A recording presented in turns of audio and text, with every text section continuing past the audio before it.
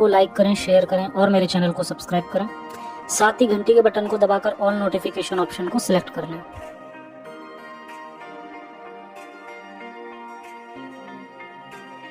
स्वागत है आपका मेरी एक और सीरीज साइंस एंड इस्लाम में। इस सीरीज में मैं बात करूंगा और पोल खोलूंगा उन सभी इस्लामिक दावों की जो इस्लाम को एक साइंटिफिक रिलीजन के रूप में पेश करते हैं। आज की वीडियो में बात होगी इस्लाम की सूरज, चांद और जमीन की समझ की। तो आइए शुरू करते हैं।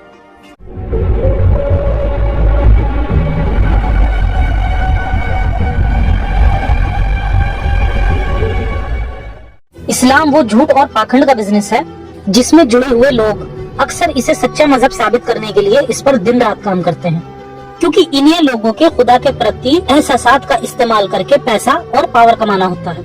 अक्सर आपको आजकल के इस्लामिक स्कॉलर्स मिलेंगे जो कुरान और हदीस से ये साबित करने की नाकाम कोशिश करते हैं कि ये जमीन गोल है और जमीन सूरज का चक्कर लगाती है। डॉक्टर जाकिर नाइक के बाद से मुस्लिम लोगों को सच में ये वहम हो चुका है कि कुरान में बहुत साइंस है, और आज की इस वीडियो में उनका ये वहम दूर हो जाएगा और साबित हो जाएगा कि इस्लाम के अकॉर्डिंग, मतलब कि कुरान और हदीसों के अकॉर्डिंग, जमीन चपटी है और सूरज जमीन का चक्कर लगाता है। कुरान हदीसें क्या कहती हैं, इस बात को ठीक तरह से समझने के लिए हम आंखों का बार बार आसमान की तरफ उठना हम देख रहे हैं। लो, हम उसी किबले की तरफ तुम्हें फेर देते हैं जिसे तुम पसंद करते हो। मतलब सूरज तो बेटा देखिए, सूरज अपने गोल है, आपने देखा होगा ना है? तो सूरज अपने अल्लाह के हुक्म से अपना जो भी इसका साइकिल है उसके साथ वो मूव कर ही रहा है। तो जहां जहां सूरज मूव कर रहा होता है वहां पर उसके टाइमिंग के साथ वो चीजें चल रही होती है ना। तो ये सूरज और चांद की जो गर्दिश है, ये सूरज और चांद का जो आना जाना है। अब सूरज और चांद को यूं समझे कि सूरज गुरूब हो जाता है, जैसे हमारे यहाँ से सूरज गुरूब हो गया तो कहीं तो सूरज तुलू हुआ ना बेटा, जी सूरज नजर आया कहीं, तो ये कहीं चांद सूरज ये सब अल्लाह ताला के हुक्म से अपने वक्त के साथ इनका निजाम चल रहा होता है। अब आप खुद समझ सकते हैं कि क्यों दुनिया की 24% आबादी केवल 0.8% नोबेल प्राइज पा सकी, जैसा कि मैंने अपनी लास्ट वीडियो में कवर किया था। यही रीजन है इसके पीछे।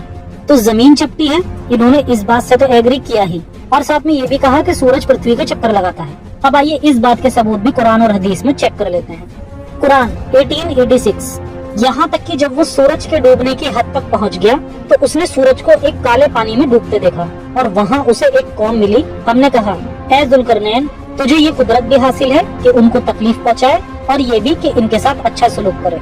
तो इस आयत में अल्लाह कह रहा है कि जुल्करनैन जो कि एक बादशाह था, जो जमीन में चलते चलते सूरज के डूबने की जगह तक पहुँच गया और उसने वहाँ सूरज को काले पानी में डूबते देखा और वहाँ उसे एक कौम भी मिली। इस आयत की सफाई में मुस्लिम ये कहते हैं कि जुल्करनैन की आंखों का वहम था, इस्लाम कभी नहीं कहता। जबकि इसके ताल्लुक से हमें एक हदीस भी मिलती है।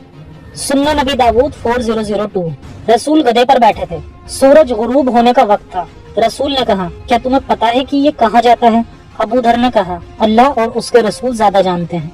फिर रसूल ने कहा, ये जाता है एक गर्म पानी के चश्मे यानी झरने में जाकर डूबता है। इस हदीस से साफ हो जाता है कि सोलर सिस्टम को लेकर इस्लाम की समझ क्या है, पर वो कहते हैं कि इस हदीस की चेन सही नहीं है, जबकि ये जो मैंने दिखाई है वो ऑथेंटिक है। इस्लामिक स्कॉलर्स भी इस बात को मानते हैं, पर सिर्फ चुनिंदा लोगों के अलावा। वो कहते हैं ना, आप सोते हुए इंसान को जगा सकते हैं, मगर जो इंसान सोने का नाटक कर रहा हो आप उसे कभी नहीं जगा सकते। कुछ लोगों की मिसाल ऐसी ही है।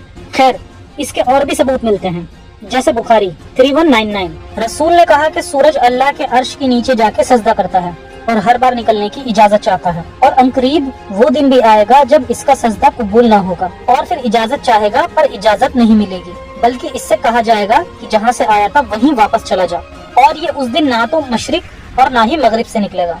इस हदीस को देखें तो पता चलता है कि सूरज पृथ्वी के चक्कर लगाता है और हर बार अल्लाह के अर्श के नीचे सजदा करता है, मगर कयामत के दिन इसे इजाजत नहीं मिलेगी और सूरज ना तो ईस्ट और ना ही वेस्ट से निकलेगा। हम सबको पता है कि जब रात का वक्त होता है तब दुनिया के दूसरे हिस्सों में दिन का वक्त होता है, यानी सूरज कहीं नहीं जाता सजदा करने के लिए और ना कभी ईस्ट या वेस्ट से निकलता ही है। सूरज का ईस्ट या वेस्ट से निकलना केवल दुनियावी जबान से ठीक लगता है, लेकिन रसूल ने इसी दुनियावी जबान को इस्लामिक कॉस्मोलॉजी का हिस्सा बना दिया और यहाँ तक कह दिया, साही मुस्लिम 369, जब तक सूरज वेस्ट से नहीं निकलता तब तक कयामत नहीं आएगी। सूरज का वेस्ट से निकलना तभी पॉसिबल है जब अर्थ अपनी एक्सिस के अपोजिट रोटेट करे, और साइंटिफिकली ये पॉसिबल ही नहीं है, क्योंकि उल्टी तरफ रोटेट करने के लिए अर्थ को रुकना होगा, और रोटेशन रुकते ही अर्थ पर लाइफ खत्म हो जाएगी, और अपोजिट रोटेट का वक्त आने से पहले ही सब खत्म हो जाएगा। खैर, एक और आखिरी दलील ले लेते हैं, जिससे ये बात बिना किसी शक के अच्छे से साबित हो जाएगी कि इस्लामिक नजरिए से सूरज पृथ्वी के चक्कर लगाता है। कुरान 3:129, क्या तुम देखते नहीं हो कि अल्लाह रात को दिन में पिरोता हुआ ले आता है और दिन को रात में। उसने सूरज और चांद को पाबंद बना रखा है, सब एक मुकर्रर वक्त तक चले जा रहे हैं, और क्या तुम नहीं जानते कि जो कुछ भी तुम करते हो अल्लाह उससे बाखबर है। इस आयत की तफसीर में इब्ने कथीर कहते हैं, तफसीर इब्ने कथीर 31:29, सूरज बहते पानी की तरह है, दिन के दौरान आसमान पर अपने रास्ते में चलता है, जब ये ढलता है तो अपने पूर्व में उगने तक पृथ्वी के नीचे अपने ही रास्ते में चलता है, और चांद के साथ भी यही सच है। तो ओवरऑल इस्लामिक कॉस्मोलॉजी कुछ इस तरह दिखती है कि ये दुनिया चपटी है, सूरज इसके चक्कर लगा रहा है, और इसी तरह 7 आसमान और 7 जमीन है, और 7वें आसमान के ऊपर अल्लाह का अर्श है जिस पे अल्लाह बैठा हुआ है। तो मेरे मुस्लिम भाइयों, इस सच से मुंह मत फेरो कि मोहम्मद साहब 5वीं सदी के इंसान थे और उस वक्त के लोगों को इस बारे में कुछ नहीं पता था। इस्लाम की दुनिया को लेकर समझ का अंदाजा इसी बात से लगाया जा सकता है कि कुरान और हदीस में कहीं भी इतनी छोटी बात मेंशन नहीं है कि सूरज भी बाकी तारों की तरह एक तारा है, या तारे भी सूरज की तरह ही सूरज हैं, लेकिन वो दूर हैं। रसूल ने कोई साइंस नहीं बताई, बस जो भी उन्हें सूझा वो बोल दिया। उस वक्त कौन बैठा था गलत साबित करने वाला? और आज इंसान इतनी तरक्की कर चुका है कि इंसान बहुत हद तक इन चीजों को समझ चुका है, और जो समझने के लिए रह गया है वो भी जल्दी ही समझ लेगा, अगर लोग मजहबों से निकलकर साइंस को तरजीह देने लगे। और अफसोस तब होता है जब आजकल के लोग भी इन बातों पर यकीन करते हैं, या फिर इन अनसाइंटिफिक बातों को साइंटिफिक बनाने की कोशिश करते हैं। अब ये आपका फैसला है कि आपको अब जागना है या सोने का नाटक करना है।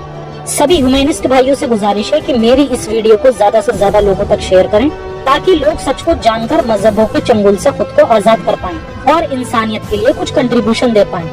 बाकी आज के शो में इतना ही, फिर मिलेंगे एक नए एपिसोड में एक नए टॉपिक के साथ। तब तक के लिए सुरक्षित रहें और अपना और अपनों का ख्याल रखें। जय हिंद, साइंस ऑफिस।